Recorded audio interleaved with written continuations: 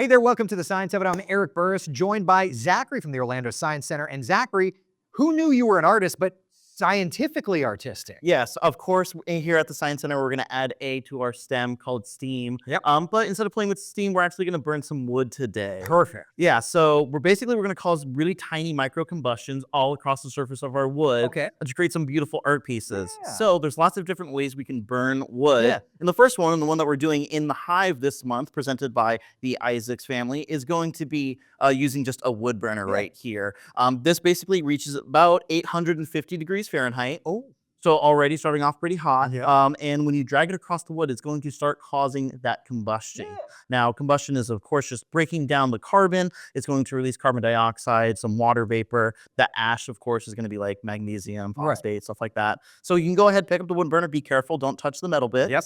800 degrees, so. Exactly. So you're going to go ahead and just drag it across the wood nice and slow. All right. What should I do? Whatever you want. This is your art. Art is subjective. All right. I'm just going to write. Oh, wow. So it got to go slow. Got to go slow. Yeah. Wow. Oh, my gosh. It smells like a campfire. Exactly. Yeah. So it's releasing little bits of smoke. You might not even be able to see it, but it is releasing that carbon dioxide, that water vapor, that classic campfire smell. Absolutely. But there are ways to turn up the heat and get that reaction to happen a little bit faster. Sure. And one of my favorite ways, of course, you could finish an art piece, get some little kind of vignette on the outside with the wood burner. This took a lot of time. A different way to do it to get a little bit more of a smoky effect like this right here would be to use. Everybody loves this. A blowtorch. It's going to be a lot of fun, and we'll go ahead and add to your piece right here. Yeah. So let's go ahead and maybe smoke up this corner a little bit. Look at that! Okay, that's cool. Everybody loves. Everyone loves this. We can have to be careful though. It out, of course. You're not doing this in the Hive, are you? We are doing this in the Hive. Guests don't get to use the blowtorch. They get to hand their art piece off to the staff member, and then we use the blowtorch. Because you're obviously trained in the utilization. We're trained professionals here at the Science Center.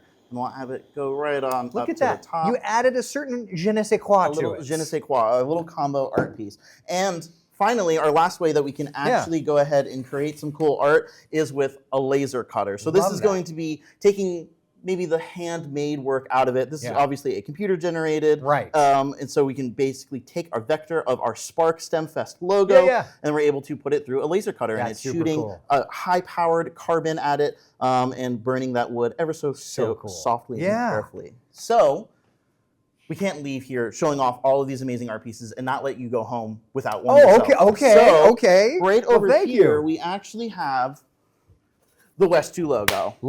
You did that by hand, By hand, yeah. So we have the blowtorch. We have, of course, our WESH logo here. Look how cool that is. For you. You can take that home, put it up in your office, put it in your kid's room if you want. I love that. Whatever you'd like. Thank you, Zachary. Thank you so much. Look at this. By hand. Zachary, an artist and a scholar. So cool. Thank you so much. Of course. And thank you for joining us for the Science of It.